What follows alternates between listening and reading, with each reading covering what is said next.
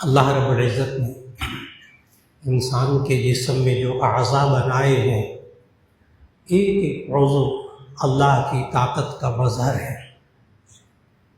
ایک ایک عضو اللہ کی قدرت کی نشانی ہے۔ انسان کا دماغ ہے، انسان کی زبان ہے، انسان کی آنکھیں ہیں،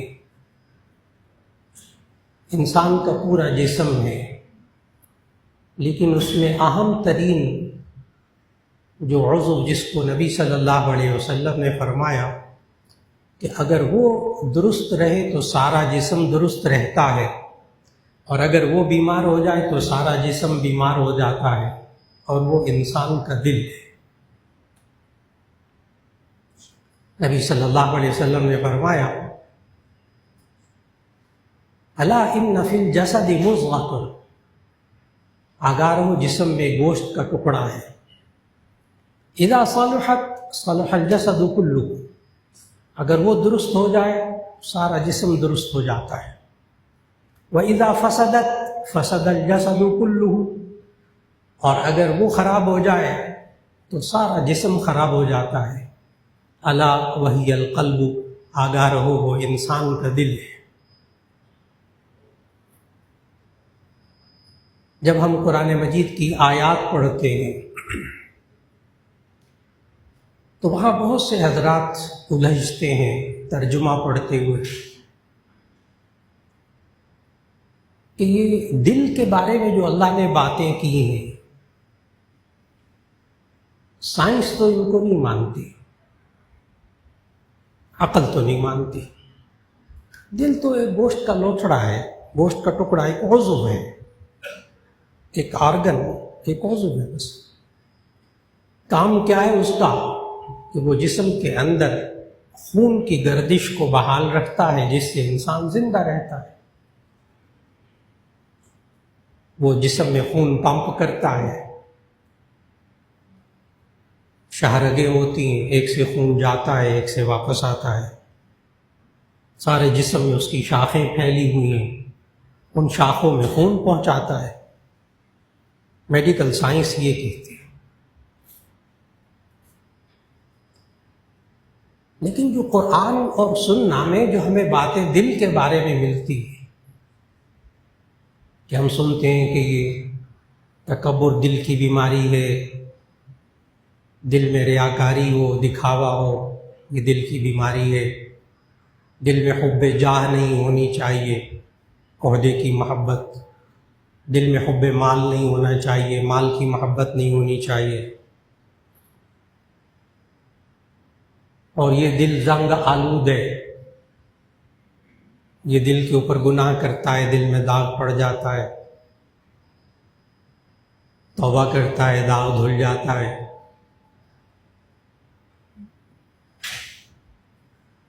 اس دل کو زنگ بھی لگتا ہے، حدیث سے ثابت۔ یہ زنگ کیسے صاف ہوتا ہے؟ نبی صلی اللہ علیہ وسلم طریقہ بتایا۔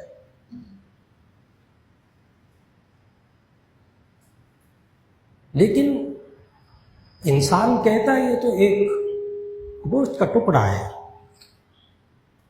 کیا دل کے اندر بھی کوئی سمجھ بوجھ ہوتی ہے؟ یہ سارے وہ سوالات ہیں جو آج انسان جب ڈاکٹروں کی باتیں سنتا ہے، میڈیکل سائنس کی باتیں سنتا ہے، تو پھر اس کو یہ باتیں ہضم نہیں ہوتی جو اللہ اور اس کے رسول صلی اللہ علیہ وسلم دل کے بارے میں بتاتے۔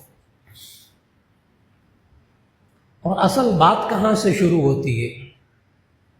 اصل بات یہاں سے شروع ہوتی ہے کہ ایک عضو کے اندر اس کی جسمانی کیفیت ہوتی ہے، ظاہری کیفیت ہوتی ہے، جو ہمیں دکھائی دیتی ہے، جو ہمیں محسوس ہو جاتی ہے، اس کو کہتے ہیں جسمانی کیفیت۔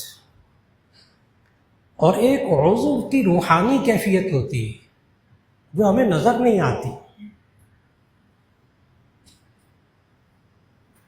جو ہم اپنی عقل سے محسوس کر سکتے ہیں، عقل سے معلوم کر سکتے ہیں۔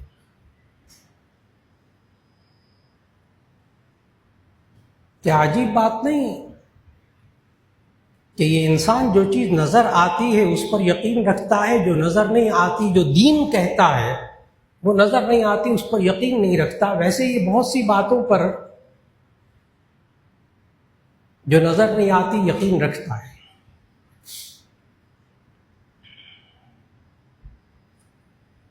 ایک بہت بڑے بزرگ،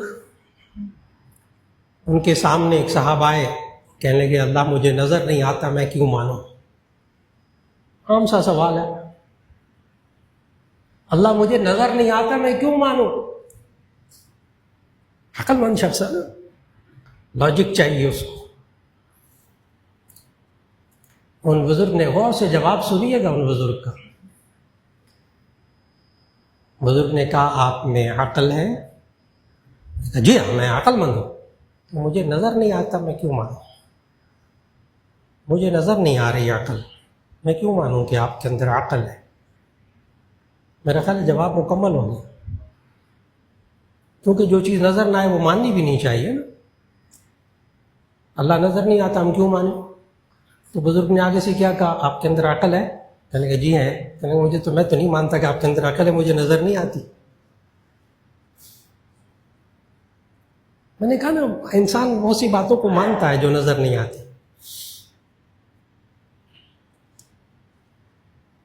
ہم ڈاکٹر صاحب کے پاس جاتے ہیں، کہتے ڈاکٹر صاحب مجھے سر میں درد ہو رہا ہے بہت شدید، حالانکہ ڈاکٹر کو وہ درد نظر نہیں آ رہا ہوتا، مہربانی کرے، پھر بھی مانتا ہے۔ ڈاکٹر صاحب مجھے بخار ہے، یہاں کون شخص بیٹھا ہے جس کو بخار نظر آتا ہے؟ مانتا ہے۔ وہ الگ بات ہے تھرمامیٹر سے آپ دیکھتے ہیں، وہ تو نمبر دیکھ کر پہچانتے ہیں، وہ تو آلات کے ذریعے آپ نے دیکھا۔ حقیقت تو یہ کہ آپ کو دل کا جو سارا نظام ہے بلڈ پریشر کا، بلڈ پریشر ایک نعمت، یہ نہ ہو تو انسان زندہ ہی نہ ہو۔ وہ تو یہ کہ بلڈ پریشر خود بیماری نہیں، بلڈ پریشر زیادہ ہو جائے یا کم ہو جائے وہ بیماری۔ اس بات کو بڑے غور سے سمجھنے والی بات ہے۔ اچھا کبھی کسی ڈاکٹر کو نہ کہیں کہ میرا بلڈ پریشر ختم کر دیں، اللہ کے بندے ہو تو مر جائے گا۔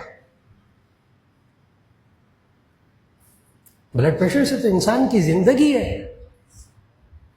صرف کیا نہیں ہونا چاہیے؟ زیادہ نہیں ہونا چاہیے، کم نہیں ہونا چاہیے۔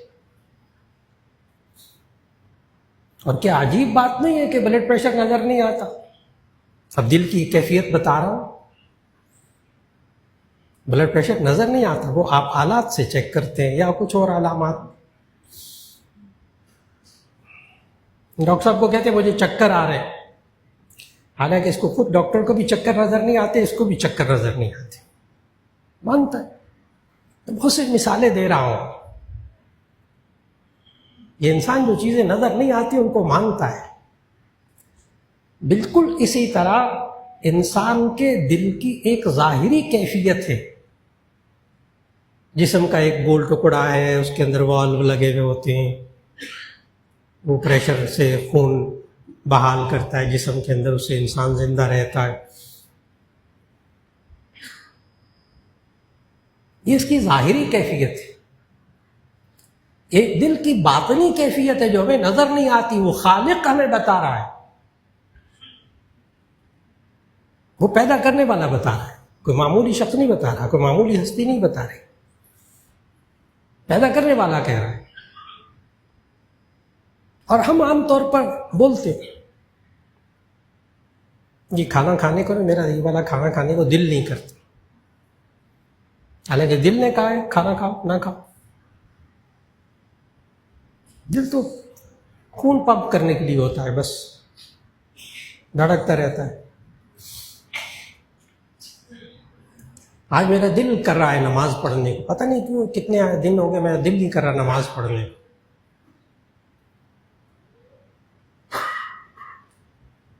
میرا دل ہی نہیں کرتا فلاں شخص سے بات کرنے کو۔ یہ وہ کیفیات ہیں جو انسان بول رہا ہے، مانتا ہے، لیکن یہ جسمانی کیفیات نہیں ہے، یہ روحانی باطنی کیفیات ہیں۔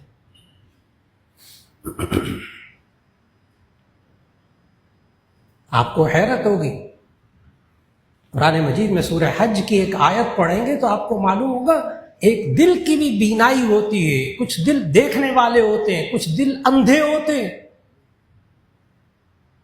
دل اندھے ہوتے ہیں۔ سورہ حج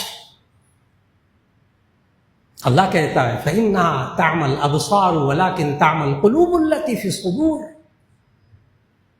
فَإِنَّهَا تَعْمَى الْأَبْصَارُ فَإِنَّهَا لَا تَعْمَى الْأَبْصَارُ وَلَكِنْ تَعْمَى الْقُلُوبُ الَّتِي فِي الصُّدُورِ، ان کی آنکھیں اندھی نہیں ہیں، دیکھتے ہیں، نظر آتا ہے سب کچھ، لیکن ان کے دل اندھے ہیں۔ وَلَكِنْ تَعْمَى الْقُلُوبُ الَّتِي فِي الصُّدُورِ، لیکن ان کے دل اندھے ہیں جو ان کے سینوں کے اندر ہیں۔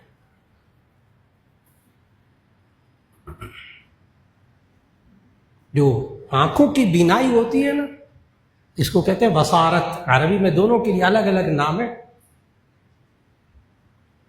آنکھوں کی بینائی کو بصارت کہتے ہیں اور دل کی بینائی کو بصیرت کہتے ہیں۔ عقل و دل، عقل و شعور کی جو روشنی ہوتی ہے اس کو بصیرت کہتے ہیں۔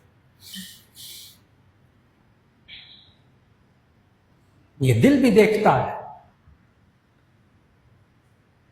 یہ دل بولتا ہے، یہ دل سنتا ہے۔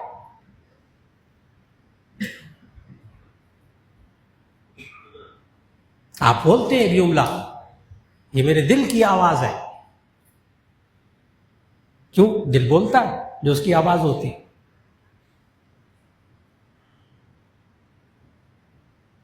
دل سنتا بھی ہے، دل کبھی کبھی بہرا بھی ہو جاتا ہے، دل دیکھتا بھی ہے، دل اندھا بھی ہوتا ہے نا۔ لا تعمى الابصار ولكن تعمى القلوب التي في الصدور۔ میں دل کی کیفیات بتا رہا ہوں۔ ایک وہ تندرست دل ہوتا ہے جس میں جسمانی بیماریاں نہیں ہوتی، وہ جسمانی ڈاکٹر بتاتا ہے۔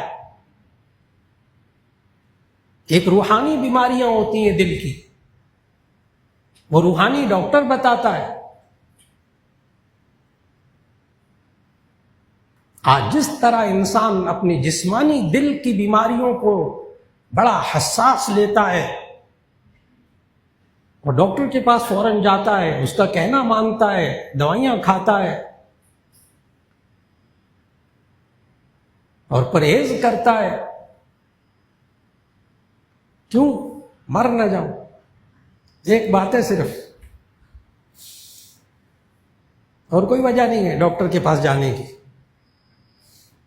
کہیں مر نہ جاؤں، اس لیے فوراً ڈاکٹر کے پاس۔ جسمانی جس طرح بیماریوں سے بچنے کے لیے انسان آج فوراً ڈاکٹر کے پاس جانے کی کوشش کرتا ہے، اس سے کہیں زیادہ جلدی روحانی ڈاکٹر کے پاس جانے کی ضرورت ہے جب دل بیمار ہونے لگے۔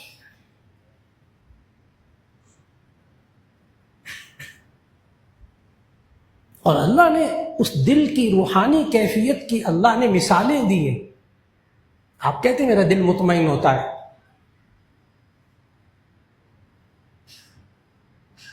دل کا اطمینان، دل پریشان۔ آپ کہیں میرا دل پریشان ہے،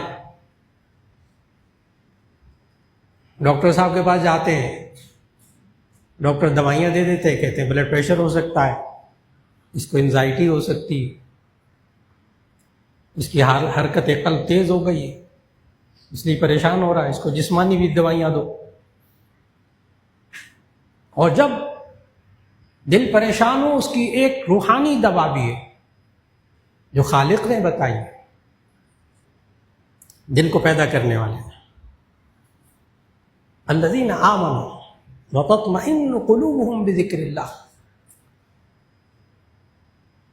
وہ لوگ جو اللہ پر ایمان رکھتے ہیں، وتطمئن قلوبهم بذکر اللہ، اور ان کے دل اللہ کے ذکر سے مطمئن ہوتے ہیں۔ کیوں؟ الا بذکر اللہ تطمئن القلوب، آگاہ ہو اللہ کے ذکر سے دلوں کو اطمینان ہوتا ہے۔ اللہ کا ذکر، قرآن مجید کی تلاوت، اللہ کا ذکر نماز، اللہ کا ذکر درود شریف، اللہ کا ذکر کلمہ طیبہ، اللہ کا ذکر سبحان اللہ، اللہ کا ذکر جزاک اللہ، اللہ کا ذکر الحمدللہ، اللہ کا ذکر۔ اس سے کیا ہوتا ہے؟ دل مطمئن ہوتا ہے، یہ روحانی علاج ہے۔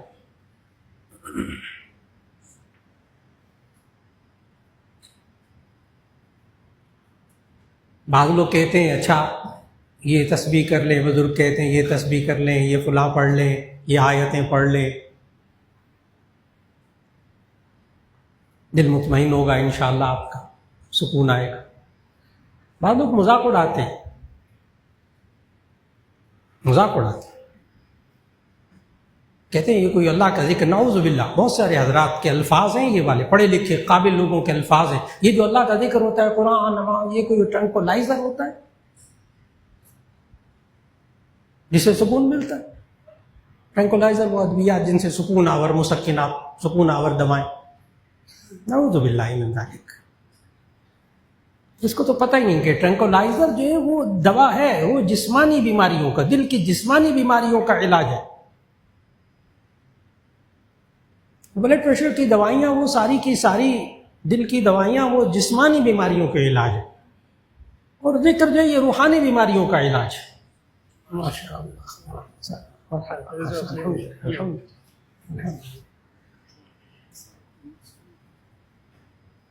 تو اس کو ٹرنکولائزر نہ سمجھیں، اس کو دل کی دوائیوں کو اس پر قیاس نہ کریں، وہ درست ہے، وہ غلط نہیں ہے، لیکن وہ جسمانی بیماریوں کی دوائیں ہیں جو ڈاکٹر دیتا ہے جسمانی۔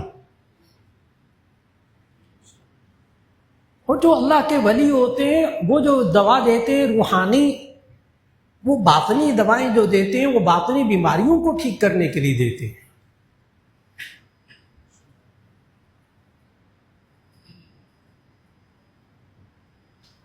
اور آج کل ہمارے ایسے ایسے ڈاکٹر، اللہ ان کو جزائے خیر دے، کہ وہ کسی کا بندے کا دل بیمار ہوتا ہے جسمانی طور پر، تو اس کو کہتے ہیں آپ روحانی طرف آئیں تو آپ کو یہ دوائیاں چھوٹ جائیں گی۔ کہتے ہیں آپ یہ روحانی علاج اختیار کریں، کسی بزرگ سے تعلق قائم کریں، آپ کے اندر ہر وقت حب مال، ہر وقت مال کمانا کمانا کمانا کمانا، تھک گئے ہیں آپ۔ شوگر کی بیماری ہے، بلڈ پریشر کی بیماری، ڈاکٹر پتہ کیا کہتے ہیں نماز پڑھا کریں، قرآن مجید کی تلاوت کیا کریں، آپ کی چیزیں کم ہوں گی۔ انسان سمجھتا ہے کوئی دوائیاں، جی اصل میں وہ جسمانی بیماریوں کے ساتھ ساتھ روحانی بیماریوں میں بھی مبتلا ہوتا ہے۔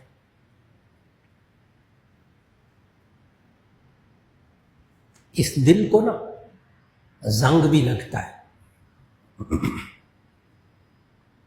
نبی صلی اللہ علیہ وسلم نے ارشاد فرمایا ان القلوب تصدع كما يصدع الحديد بالماء، یہ دلوں کو زنگ لگتا ہے جب کسی، جیسے اذا اصابه الماء، جب لوہے کو پانی پہنچتا ہے تو لوہے کو زنگ لگتا ہے، دلوں کو بھی زنگ لگتا ہے۔ قال وما جلاؤها یا رسول اللہ، اے اللہ کے رسول صلی اللہ علیہ وسلم، ان زنگ کو صاف کر کے چمکائیں کیسے؟ ایک ہے صرف صاف کرنا، ایک ہے اس کو چمکانا۔ میرے خیال ہے دونوں میں فرق ہوتا ہے۔ ایک ہے برتن کو صاف کر لینا، ایک ہے اس کو اتنا اچھی طرح صاف کرنا کہ چمک جائے۔ صاحب نے پتہ کیا سوال کیا ہے؟ صرف صفائی کا سوال نہیں کیا، وما جلا ہوا، یا رسول اللہ اس کو چمکائیں کیسے؟ اس کو چمکائیں کیسے؟ فرمایا بتلاوت القرآن وکثرت ذکر الموت، قرآن حکیم کی تلاوت کر کے، موت کو زیادہ یاد کر کے۔ جب موت یاد آتی ہے بندے کا دل کا زنگ دور ہو جاتا ہے۔ اس زنگ کو، دل کے زنگ کو کسی نے محسوس کرنا ہو نا، دیکھنا ہو، یہاں مجمع میں ہر بندہ محسوس کر سکتا ہے کہ میرے دل پہ زنگ لگا ہے کہ نہیں۔ ہر بندہ محسوس کر سکتا ہے کہ میری بیوی کے دل پر زنگ لگا ہے کہ نہیں۔ آپ میں سے ہر ایک محسوس کر سکتا ہے کہ میرے سامنے یہ میرا بچہ بچی، اس کے دل پر زنگ لگا ہوا ہے کہ نہیں۔ کوئی اس کے لیے بہت بڑی مہارت نہیں چاہیے، بہت آسان آسان بتانے لگا ہوں۔ آپ کا بچہ جھوٹ بول رہا ہے، اس کے دل پہ زنگ لگا ہوا۔ جس کا دل صاف ہوتا ہے وہ جھوٹ بولتا ہی نہیں۔ یہ غیبت کر رہا ہے، اس کے دل پہ زنگ لگا ہوا، دوسروں کی برائیاں کر کر کے نا اس کو مزہ آ رہا ہے، اس کے دل پہ زنگ لگا ہوا۔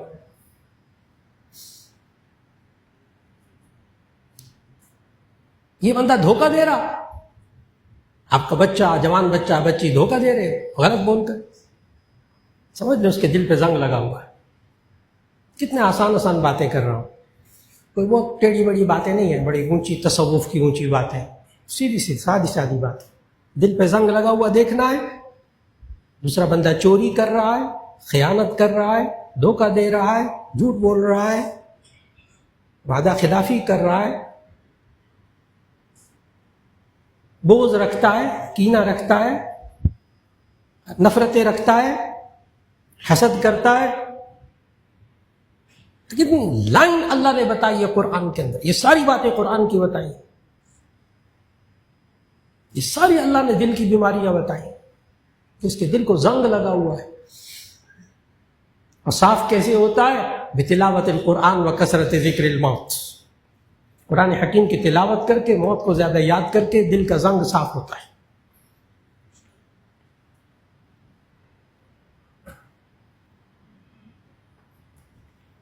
انسان کا بچہ بیمار ہو جائے، انسان کی والدہ بیمار ہو جائے، ماں بیمار ہو جائے، باپ بیمار ہو جائے، ہسپتال میں ہو، ابھی یہ جو بچہ ہے نا آپ کا، جوان بچہ یا گھر میں جو افراد ہیں، یہ نہیں مرنے لگے، یہ نہیں مر رہے ابھی، وہ والد صاحب ہسپتال میں داخل ہے، والدہ ہسپتال میں داخل ہے، اس گھر میں، جس گھر کے اندر آج بھی الحمدللہ ابھی دل مرے نہیں ہے، ابھی دل زندہ ہے، ابھی اندھیرا نہیں ہوا، ابھی سارے دل اندھے نہیں ہوئے۔ ماں یا باپ ہسپتال میں ہو اور بچوں نے زوردار قسم کی LCD لگائی ہو اور اس میں فلمیں گانے دیکھ رہے ہو، تو آپ کتنا غصے میں آ کر کہتے ہیں شرم کرو کچھ، ماں ہسپتال میں داخل ہے اور تم یہ لگائے، بند کرو اسے۔ ویسے اتنی سی بات مجھے بتا دیجئے، کیا اس LCD کو، گانے فلموں کو بند کرنے سے ماں ٹھیک ہو جائے گی؟ نہیں، اس کے دل کے اندر کچھ ہے بات کہ یہ کسی نے کہا ہے یہ نہ دیکھو، اگر یہ دیکھیں گے تو وہ ناراض ہو جائے گی وہ ذات، اور وہ ذات ماں کو ٹھیک نہیں ہونے دے گی، اس لیے بند کرو اس گناہ کی چیز کو۔ یہ ہے اصل بات۔ مطلب وہ گانے فلمیں نہ دیکھ کے کیا ماں ٹھیک ہو جائے گی؟ اس کا کیا تعلق؟ نہیں، وہ سمجھ رہا ہے کوئی ذات ایسی ہے جس نے منع کیا ہے سب کچھ، اگر وہ ذات ناراض ہو گئی وہ ماں کو ٹھیک نہیں ہونے دے گی۔ اسی وجہ سے جب ماں یا باپ ہسپتال میں ہوتے ہیں یا بچہ اپنا ہسپتال میں ہوتا ہے، یہ سارا انسان بندہ بن جاتا ہے، اس کے دل کے زنگ سارے صاف ہو جاتے ہیں۔ کیوں؟ یہ موت ہے یہ ایسی چیز، دل کے زنگ صاف ہو جاتے ہیں۔ نبی صلی اللہ علیہ وسلم نے سمجھایا دل کا زنگ کیسے صاف ہوتا ہے؟ بتلاوت القرآن و کثرت ذکر الموت، قرآن حکیم کی تلاوت کر کے، موت کو زیادہ یاد کر کے دل کا زنگ صاف ہوتا ہے۔ ہم دلوں کو چمکائیں کیسے؟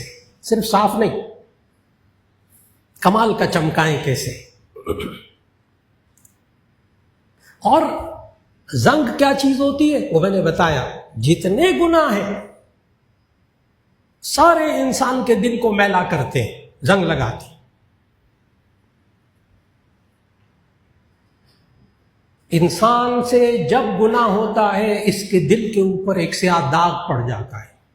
جامع ترمذی کی حدیث سنانے لگا ہوں، نبی صلی اللہ علیہ وسلم نے فرمایا جب انسان گناہ کرتا ہے تو اس کے دل پر نقطۃ سودا، ایک کالا داغ پڑ جاتا ہے، جب توبہ کرتا ہے وہ داغ دھل جاتا ہے۔ اب اگر پوری بات آپ حضرات نے سمجھی ہے نا، تو میرا سوال ہے یہ جو داغ پڑتا ہے یہ جسمانی طور پر، روحانی طور پر، باطنی طور پر، جسمانی طور پر، باطنی طور پر، میں نے پہلے بتایا ایک اس کی ظاہری کیفیت ہے، ایک باطنی کیفیت ہے۔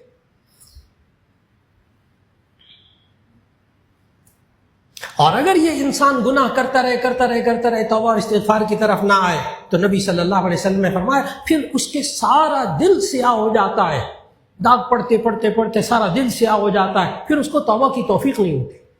یہ بڑی خطرناک بات ہے، کیونکہ بندہ واپس نہیں آتا۔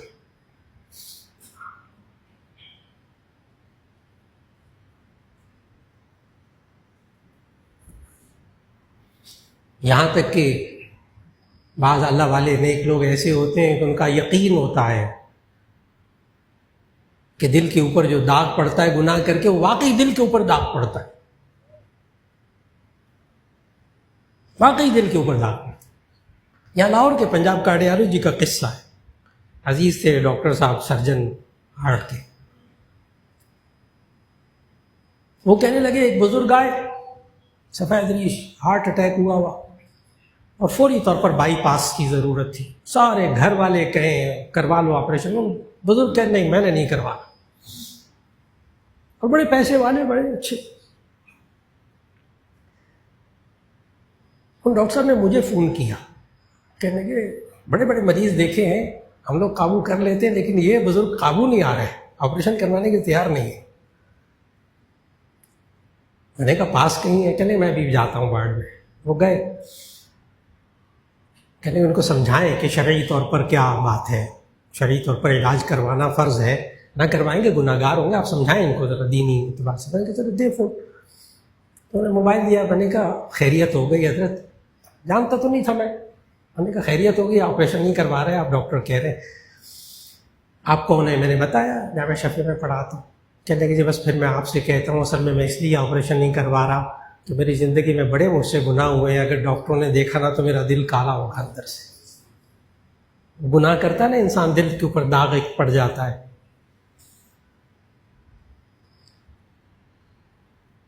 میں نے فوراً ان کے سامنے قرآن مجید کی 2 آیتیں پڑھی اور ان کو سمجھایا، قل یا عبادی الذین اسرفوا علی انفسہم لا تقنطوا من رحمۃ اللہ ان اللہ یغفر الذنوب جميعا انہ هو الغفور الرحیم۔ اے میرے بندو جنہوں نے اپنی جانوں پر ظلم کیا ہے، اب اللہ کی رحمت سے مایوس نہ ہو، اللہ سے توبہ کریں، استغفار کریں، سارے گناہ، سارے داغ دھل جاتے ہیں۔ پھر حدیث بھی یہ والی سنائی کہ داغ ٹھیک ہے پڑتے ہیں، یہ بات بالکل درست ہے، آپ ٹھیک کہہ رہے ہیں، دل پہ داغ پڑتے ہیں گناہ کرنے سے، لیکن ابھی آپ نا توبہ اور استغفار کریں، ایک تسبیح صرف توبہ اور استغفار کی کر لیں، اللہ تعالیٰ سارے گناہ معاف کر دے گا۔ کہتے ہیں واقعی بھلے میں آپ کو حدیث آیتیں سنا رہا ہوں، اور دل صاف ہو جائے گا جب ڈاکٹر صاحب دیکھیں گے کھول کے دل کو، نہیں ہوں گے وہاں داغ۔ تو وہ فون پر سنتے سنتے نہ کہنے لگے ڈاکٹر صاحب اچھا ٹھیک ہے میں آپریشن کروا لیتا ہوں، لیکن ایک وعدہ کریں آپ، جب آپ میرے دل کو دیکھیں گے نا تو پھر مجھے بتائیں اس پر داغ تھا کہ نہیں تھا۔ وہ راضی ہو گئے بزرگ آپریشن کروانے میں۔ آپریشن ہوا، واقعی داغ کہاں ہونا، داغ تو ہوتے ہیں، اور ہو بھی تو توبہ استغفار۔ جب آپریشن ہو گیا، ہوش آئی تو کہنے کہ میرے دل میں داغ تو کوئی نہیں تھا، کہنے کہ نہیں داغ کوئی نہیں تھا، کہ الحمدللہ۔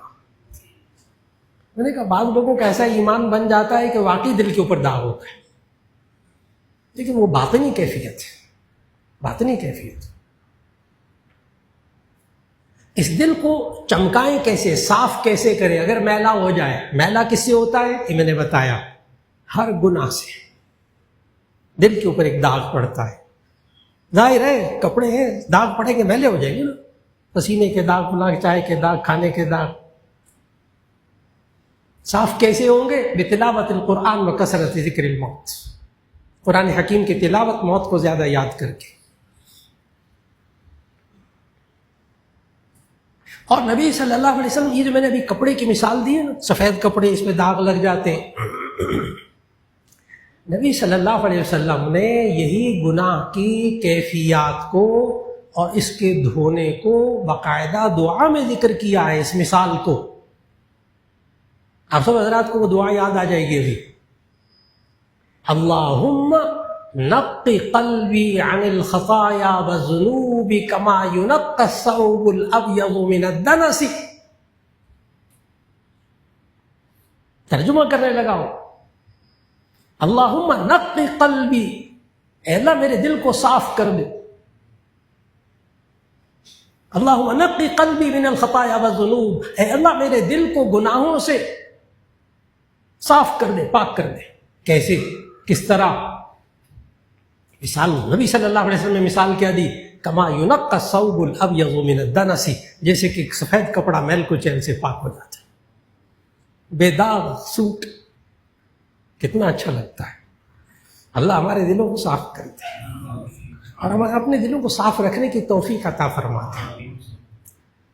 میلے ہو جائیں گے، اچھا گناہوں سے معصوم صرف انبیاء علیہ السلام، صرف انبیاء علیہ السلام. ہمارا عقیدہ ہر انسان سے گناہ ہو سکتے ہیں، ہوتے ہیں. علاج توبہ اور استغفار، دل صاف ہو جائے. تو ایک بات تو یہ سمجھی کہ ہمارے دل چمکے کیسے، اس سے پہلے یہ سمجھنا ہوگا کہ میلے کیسے ہوتے ہیں گناہوں سے، باطنی بیماریوں سے. ان باطنی بیماریوں سے دل کو صاف کیسے کریں؟ نمبر 1 قرآن مجید کی تلاوت، نمبر 2 موت کو زیادہ یاد کرنا، موت کی فکر کرنا. اور جس طرح ہم جسمانی دل کی بیماریوں کے لیے ڈاکٹر کے پاس جاتے ہیں، بالکل اسی طرح ہمیں اپنی دل کی بیماریوں کی، روحانی بیماریوں کے علاج کے لیے روحانی ڈاکٹر کے پاس جانا لازمی ہے، جس کو اللہ کا ولی کہتے ہیں. اولیاء اللہ سے تعلق. اور یہ میں کھل کر بات عرض کر دوں، بیعت کرنا سنت.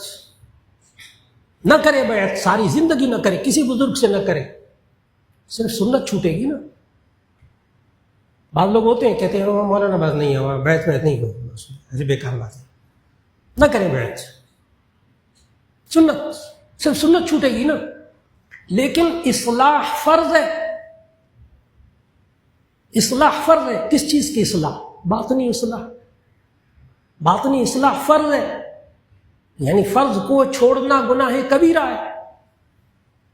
فرض کو چھوڑنا گناہ کبیرہ ہے. جو بندہ اپنی اصلاح سے بے فکر ہو جائے، جو بندہ اپنی اصلاح سے بے فکر ہو جائے، غافل ہو جائے، یہ بندہ اس وقت گناہ کبیرہ کا ارتکاب کر رہا ہے. گناہ کبیرہ نہ کرے بیعت کسی بزرگ سے. اور یہ بزرگ کہاں سے ملتے؟ ایک تو ہمیں بزرگ ہی کوئی نظر نہیں آتا، یہ لوگوں کے جملے ہیں. ہمیں بزرگ ہی کوئی نظر نہیں آتا. یاد رکھ لیجئے گا، بہت واضح الفاظ میں عرض کروں گا. بزرگ ہونے کے لیے عالم ہونا بھی ضروری نہیں، مولانا صاحب ہونا بھی ضروری نہیں. بزرگ ہونے کے لیے حافظ قرآن ہونا بھی ضروری نہیں. مثالیں عرض کروں گا ان بزرگوں کی موجودگی میں، اور بڑی توجہ سے سننی ہوں گی.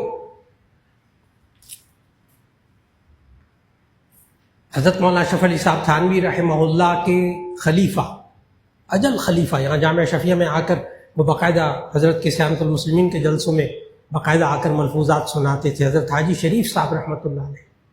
ہمارے یہاں شیخ الحدیث حضرت مولانا صوفی محمد سرور صاحب رحمۃ اللہ علیہ، ان کے ساتھ بیعت تھے، اصلاحی تعلق تھا ان سے، حاجی شریف صاحب رحمۃ اللہ علیہ سے. اور اطلاعاً عرض ہے کہ حاجی شریف صاحب رحمۃ اللہ علیہ حضرت تھانوی کے خلیفہ، اور بڑے غور سے سنیے گا، بالکل عالم نہیں، بالکل حافظ نہیں، انگلش کے اسکول ماسٹر، انگلش کے اسکول ماسٹر تھے. حضرت تھانوی رحمہ اللہ کے دوسرے خلیفہ، یہ میں چند مثالیں بھی عرض کر رہا ہوں تو لائن لگی ہوئی پوری. حضرت مولانا تقی عثمانی صاحب، حضرت مولانا مفتی رفیع عثمانی صاحب رحمۃ اللہ علیہ، حضرت مولانا تقی عثمانی صاحب دعوت برکاتہم کے شیخ حضرت تھانوی رحمۃ اللہ علیہ کے اجل بزرگ خلیفہ ڈاکٹر عبدالحی عارفی رحمۃ اللہ علیہ، ہومیوپیتھک ڈاکٹر. لوگ تلاش کر رہے ہیں اللہ کے ولی کہاں تلاش کریں.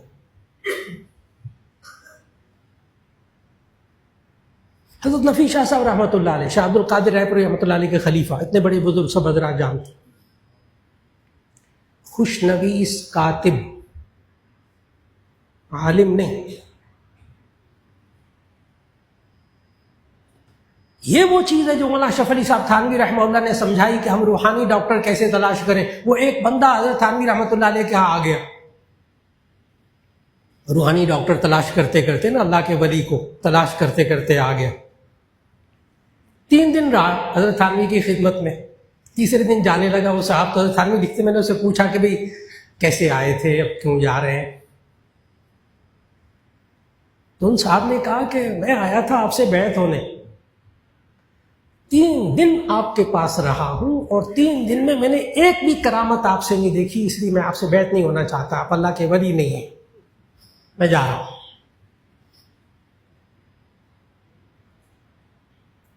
حضرت ثانوی نے بھی آگے سے یہ نہیں کہا ٹھیک ہے میں اللہ کا ولی نہیں ہے جاؤ، وہ تو پھر اصلاح نہ ہوئی نا، اصلاح.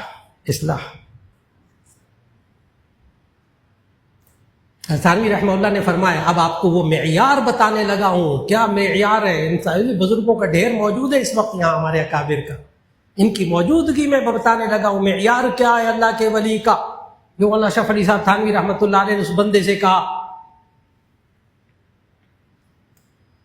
تھانوی رحمہ اللہ نے اس بندے سے کہا آپ 3 دن یہاں رہے ہیں، 3 دن 3 راتیں آپ یہاں رہے ہیں، مجھ سے کوئی بھی ایک خلاف سنت بات دیکھی ہے آپ نے؟ مجھ سے کوئی گناہ ہوتا ہوا دیکھا ہے؟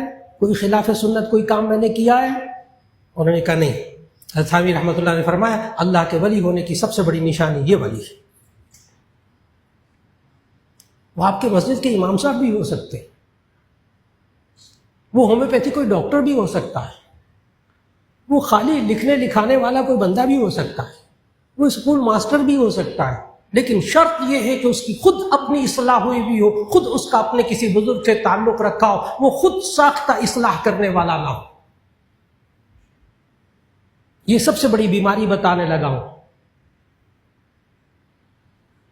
کہ جو لوگ خود ساختہ مصلح بن جاتے ہیں میں اصلاح کروں گا، اور اس کا اپنی اصلاح نہیں ہوئی بھی ہوتی.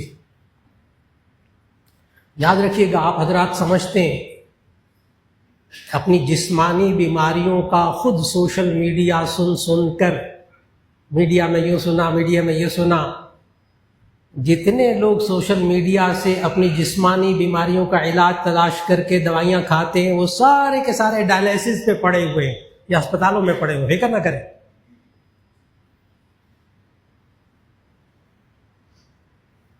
جتنے لوگ سوشل میڈیا پہ دوائیاں کھاتے سارے مصیبتوں میں مبتلا ہے.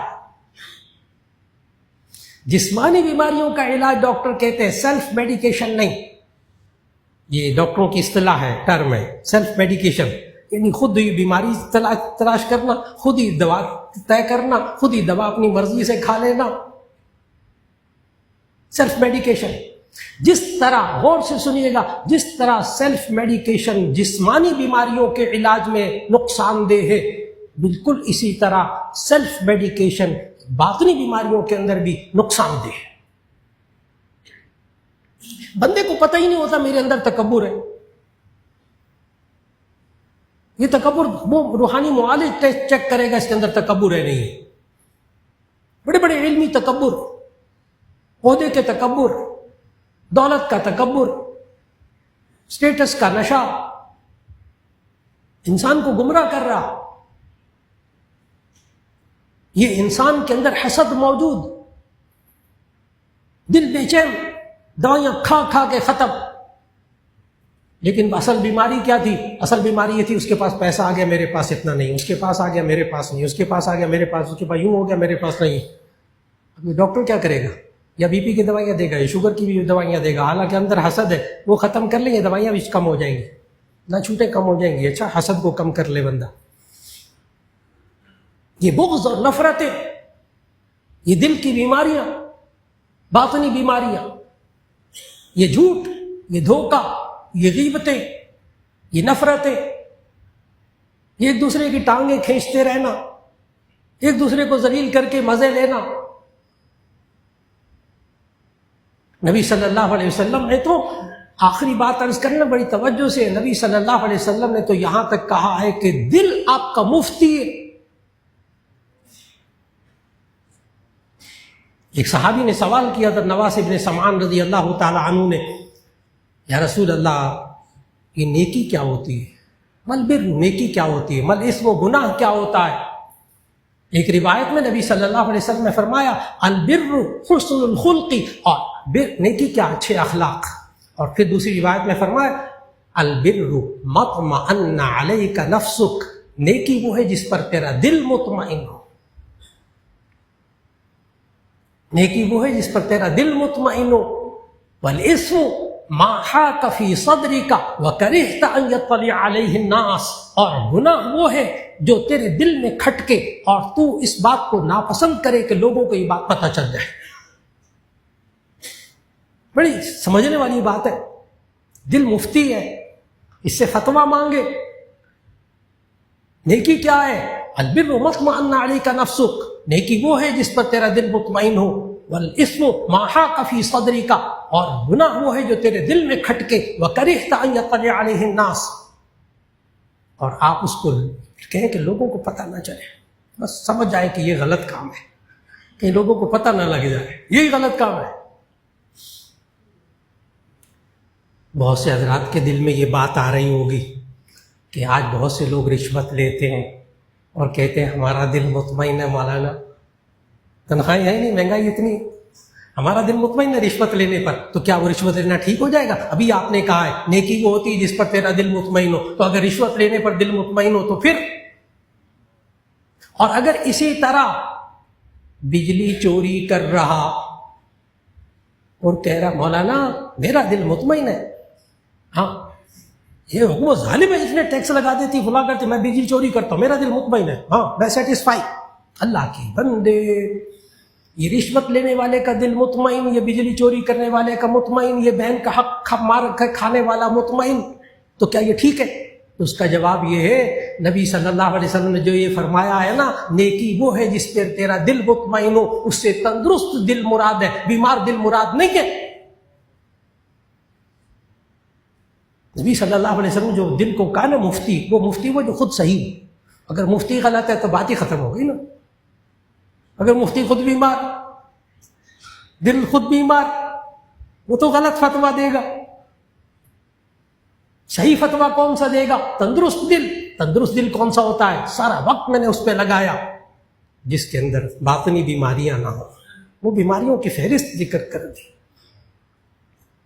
اللہ رب العزت ہمیں ایک پاکیزہ صاف ستھرا دل عطا فرمائے، جسمانی دل کی بیماریوں میں سے اللہ بچائے اور دل کی روحانی بیماریوں سے بھی اللہ بچائے۔ آج کا موضوع صرف یہ تھا، یہ تندرست دل کیسا ہوتا ہے، یہ دل بیمار، روحانی طور پر بیمار کیسے ہوتا ہے، یہ دل اندھا کیسے ہوتا ہے، یہ دل میلا کیسے ہوتا ہے، اس دل پر زنگ کیسے لگتا ہے۔ یا اللہ ہمیں دلوں کی پاکیزگی عطا فرما دے۔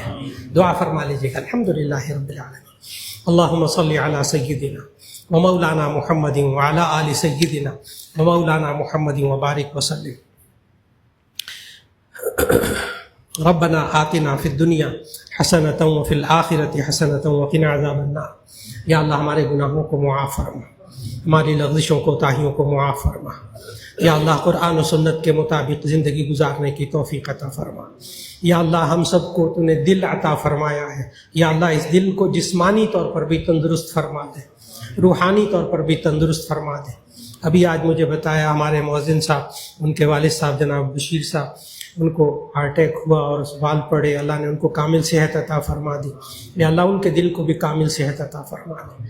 یا اللہ جو جو دلی بیماریوں میں مبتلا، یا اللہ جسمانی بیماری میں مبتلا، یا اللہ ایک ایک کو شفا عطا فرما۔ یا اللہ جو روحانی بیماریوں میں مبتلا، یا اللہ ایک ایک کو شفا عطا فرما۔ یا اللہ ہم میں سے ہر ایک کو اپنی اصلاح کے لیے کسی بزرگ سے تعلق قائم کرنے کی توفیق عطا فرما۔